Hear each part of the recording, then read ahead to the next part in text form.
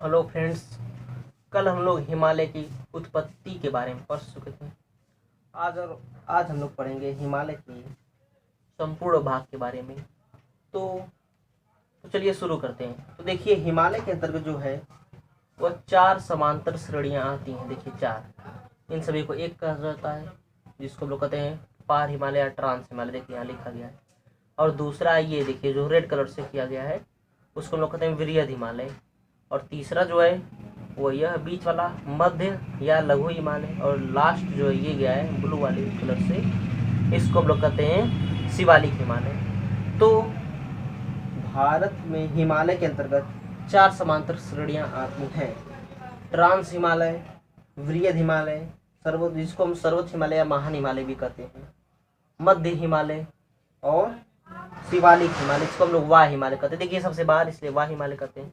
तो पहले चर्चा कर लेते हैं ट्रांस हिमालय पर। तो देखिए इसको हम पार हिमालय या ट्रांस हिमालय क्यों कहते हैं, क्योंकि देखिए हिमालय के उस पार है। देखिए ये हिमालय है और इसके उस पार वो जो है उसको हम लोग ट्रांस हिमालय कहते हैं, इसलिए इसका नाम पड़ा ट्रांस हिमालय। और ये जो हिमालय है, ट्रांस हिमालय जो है यह हिमालय से पूर्व का है। अर्थात हिमालय ये जो 3 है, वृहद हिमालय, मध्य हिमालय, शिवालिक हिमालय, इसकी उत्पत्ति इन सभी के बाद हुई। तो चलिए हम लोग अध्ययन कर लेते हैं ट्रांस हिमालय या पार हिमालय के बारे में। तो ट्रांस हिमालय इसका नाम इसलिए पड़ा क्योंकि हिमालय के उस पार है। जम्मू कश्मीर में तीनों श्रेणियां आती हैं। तो ट्रांस हिमालय के अंतर्गत 3 श्रेणियां आती हैं, के अर्थात काराकोरम, यल अर्थात लद्दाख, जे अर्थात जास्कर। तो देखिए ट्रांस हिमालय के अंतर्गत 3 श्रेणियां, काराकोरम, लद्दाख, जास्कर। तो जो सबसे उत्तर में उसे काराकोरम, उसके दक्षिण में लद्दाख जो बीच में, और उसके नीचे जो दक्षिण में है उसे जास्कर। तो कुल ट्रांस हिमालय के अंतर्गत हमने 3 अध्ययन किया। कौन कौन? काराकोरम, लद्दाख, जास्कर। तो ट्रांस हिमालय जो है यह वर्ष भर हिमाच्छादित रहता है, जिस कारण वहाँ वनस्पतियां नहीं पाई जाती। यहाँ पर जो है वनस्पतियां नहीं पाई जाती। इसका निर्माण हिमालय से पूर्व हो चुका है। ट्रांस हिमालय के अंतर्गत 3 श्रेणियां कौन कौन? काराकोरम, लद्दाख, जास्कर आती हैं। तो जो सिंधु नदी है, यहाँ जो सिंधु नदी, हम लोग नदी में डिटेल से पढ़ेंगे। तो जो सिंधु नदी है वह ये देखिए दिख रहा है, सिंधु नदी जो लद्दाख, ये लद्दाख और वह जास्कर, इन दोनों के बीच में से होकर जाती है। सिंधु नदी हमारी लद्दाख और जास्कर के बीच में होकर जाती है। हम लोग उसमें डिटेल्स पढ़ेंगे, बस यहाँ वो पॉइंट आ रहा है इसलिए बता दिए कि सिंधु नदी जो है वो लद्दाख और जास्कर के बीच से हो जाती है। ट्रांस हिमालय के अंदर 3 श्रेणियाँ हैं, काराकोरम, लद्दाख, जास्कर। उत्तर में सबसे काराकोरम, उसके दक्षिण में लद्दाख, उसके दक्षिण में जास्कर। तो ये हो गया ट्रांस हिमालय। इसके बाद हमारा देखिए सेकेंड है वृहद हिमालय, जिसको हम लोग कहते हैं सर्वोच्च हिमालय या महान हिमालय भी कहते हैं। तो वृहद हिमालय दुनिया के जितने भी सबसे सर्वोच्च चोटियां हैं अधिकांशतः वह वृहद हिमालय पर स्थित। जैसे देखिए हमने मैप में बनाया है, मसारू, एवरेस्ट, मकालू, कंचनजंगा, धौलागिरी, अन्नपूर्णा, नंदा देवी, बंदरपूछ, नंगा पर्वत और नामचा पर्वत, अधिकांशतः जो हैं वो सब इसी में आते हैं वृहद हिमालय पर।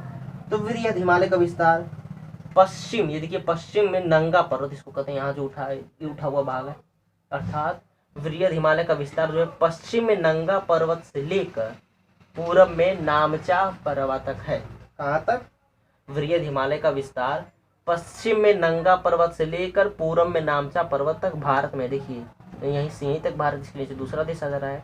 तो हम भारत का डिटेल पढ़ रहे हैं, इसलिए बता रहे हैं। वृहद हिमालय जो है वह पश्चिम में नंगा पर्वत, देखिए लिखा गया है नंगा पर्वत, यहाँ नंगा पर्वत है, नंगा पर्वत से लेकर नामचा पर्वत तक है। कौन? वृहद हिमालय। वृहद हिमालय अपेक्षाकृत अधिक ऊंचाई, अपेक्षाकृत इन दोनों के सबसे ऊंचा है। अर्थात कौन कौन? मध्य और शिवालिक की अपेक्षा अधिक ऊंचा है। अधिकांशतः सबसे ऊंचे वाले चट्टाने पर्वत यहीं पर पाए जाते हैं। तो वृहद हिमालय का विस्तार पश्चिम में नंगा पर्वत से लेकर पूर्व में नामचा पर्वत तक है। वृहद हिमालय अपेक्षाकृत अधिक ऊंचा है। यह वर्ष भर हिमाच्छादित रहता है। ओके, दुनिया के सर्वोच्च शिखर अधिकांशतः इसी पर पाए जाते हैं। जैसे एवरेस्ट हुआ, देख रहे हैं, कंचनजंगा भारत की हिमालय की सबसे ऊंची चोटी कंचनजंगा। वैसे भारत की सबसे ऊंची चोटी जो K2 है वो यहाँ पर स्थित है, काराकोरम पर। K2 ये देखिए बनाया गया K2। तो पूछता है भारत की सबसे ऊंची चोटी कौन सी है। अगर ये पेपर में पूछेगा कि भारत की सबसे ऊंची चोटी कौन सी है, तो हम लोग क्या बताएंगे? K2 अर्थात काराकोरम पर जो है।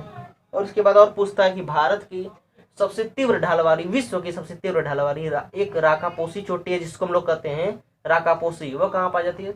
लद्दाख में स्थित। ओके, तो K2 की जो लंबाई है वो 8,611 किलोमीटर है, जबकि एवरेस्ट की लंबाई कितनी है 8,850। तथा जो K2 हमारा भारत की सबसे ऊंची चोटी है, यह विश्व भर में दूसरी सबसे ऊंची चोटी K2 है। पहले पर है एवरेस्ट जिसकी लंबाई है 8,850 हो चुकी इस समय, और दूसरे पर है विश्व में K2 जो हमारे भारत के जम्मू कश्मीर में काराकोरम, ट्रांस हिमालय के काराकोरम श्रेणी पर स्थित है। कौन K2 की लंबाई कितनी है 8,611 किलोमीटर। इसके बाद हमारा नेक्स्ट आता है, और अगर पूछेगा पेपर में भारत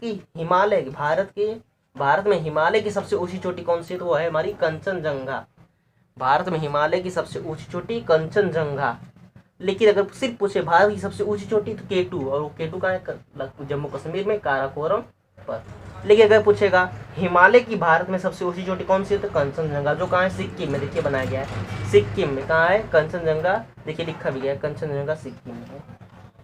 तो ये देखिए हो गया विरध हिमालय के बारे में। तो अब हम देख लेते हैं विरध हिमालय में कौन कौन सी चोटियां पाई जाती है। तो देखिए सबसे पश्चिम में नंगा पर्वत, फिर देखिए बंदरपूछ, फिर उत्तराखंड में बंदरपूछ और नंदा देवी जो है उत्तराखंड में, फिर अन्नपूर्णा, फिर धौलागिरी। तो ये देखिए धौलागिरी और अन्नपूर्णा ये दोनों कहाँ है नेपाल में। देखिए ये नेपाल ही पूरा है यहाँ से यहाँ तक।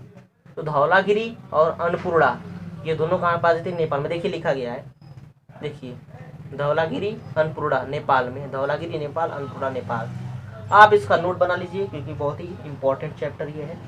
तो देख लीजिए, देखिए नंदा देवी और जो बंदरपूछ है ये सब हमारे उत्तराखंड में। देखिए ये उत्तराखंड है, उत्तराखंड में स्थित है। और धौलागिरी अन्नपूर्णा ये नेपाल में, और एवरेस्ट भी नेपाल में। देखिए एवरेस्ट, देखिए ये भी लिखा गया है एवरेस्ट नेपाल। और ये कंचनजंगा ये सिक्किम है। और ये मसालू देखिए नेपाल में, मकालू भी नेपाल में है। और ये देखिए सबसे पूर्व में जो है नामचा परवा ये अरुणाचल प्रदेश में। देखिए अरुणाचल प्रदेश की सबसे ऊंची चोटी नामचा परवा। तो हम लोग इसको पूर्व से पश्चिम में पूछता है विस्तार, तो देख लेते हैं कौन कौन सी नामचा परवा है, फिर कंचनजंगा, मकालू, एवरेस्ट, मसालू, धौलागिरी, अन्नपूर्णा, नंदा देवी, बंदरपूछ और नंगा पर्वत।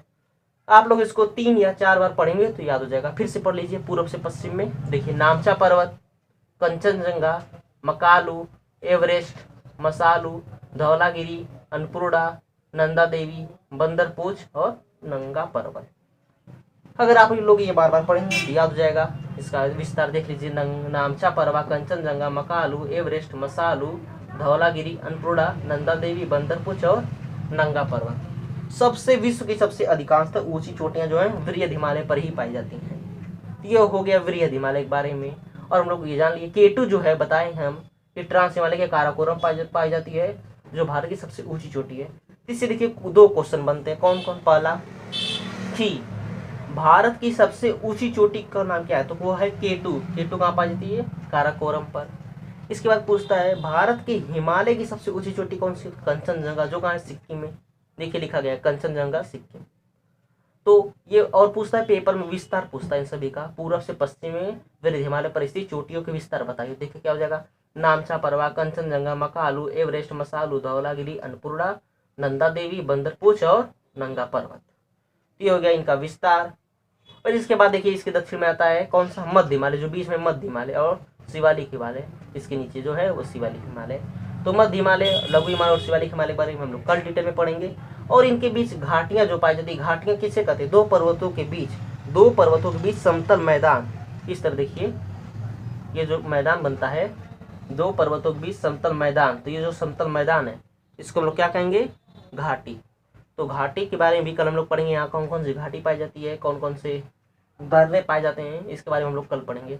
आज हम लोग क्या पढ़ लिए, पार हिमालय, ट्रांस हिमालय के बारे में, कौन सी, काराकोरम, लद्दाख, जास्कर, K2 जो है काराकोरम पर स्थित है। और विश्व की सबसे तीव्र ढाल वाली राकापोसी वह लद्दाख पर है। और इसके बाद हम लोग ये पढ़ लिए वृहद हिमालय के बारे में, नामचा परवा, कंचनजंगा, मकालू, एवरेस्ट, मसालू, धौलागिरी, अन्नपूर्णा, नंदा देवी, बंदरपूछ और नंगा पर्वत। ये सब हमारे कहाँ हैं, तो ये सब हमारे हैं वृहद हिमालय पर। तो ये जो एवरेस्ट है इसकी ऊंचाई 8,850 किलोमीटर, और जो हमारे भारत की सबसे ऊंची चोटी K2 है उसकी ऊंचाई 8,611 किलोमीटर है। और ये जो कंचनजंगा है भारत की सबसे ऊंची हिमालय की चोटी, इसकी ऊंचाई 8,586 है। इतनी आप लोग नोट कर लीजिए, कंचनजंगा की ऊंचाई 8,586 किलोमीटर, और ये जो सॉरी एवरेस्ट है इसकी ऊंचाई 8,850 और भारत की सबसे ऊंची चोटी K2 इसकी ऊंचाई है 8,611 किलोमीटर। तो काराकोरम पर भी बहुत से ग्लेशियर पाए जाते हैं। ग्लेशियर के बारे में हम लोग कल डिटेल से पढ़ेंगे, आज वैसे बताते रहिए काराकोरम पर। तो सियाचिन, हिस्पर, पियाफो, बाल्टोरा ग्लेशियर, ये 4 ग्लेशियर हैं जो पाए जाते हैं काराकोरम पर। कौन कौन से? सियाचिन, हिस्पर, पियाफो, बाल्टोरा ग्लेशियर। काराकोरम पर K2 है और राकापोसी विश्व की सबसे तीव्र ढाल वाली तीव्र ढाल इस तरह अर्थात तीव्र ढाल वाली सबसे कहाँ है? लद्दाख पर। क्या नाम है उसका? राकापोसी। और कंचनजंगा की ऊंचाई 8,586 किलोमीटर है। काराकोरम पर सियाचिन, हिस्पर, पियाफो, बाल्टोरा ग्लेशियर पाए जाते हैं। हमने ये भी बताया था कि सिंधु जो नदी है वह काराकोरम और लद्दाख के बीच से होकर जाती है। तो इतना हम लोग आज पढ़ चुके हैं।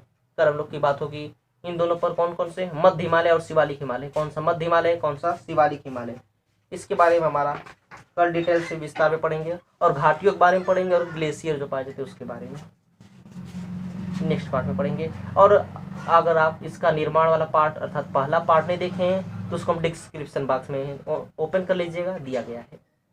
धन्यवाद।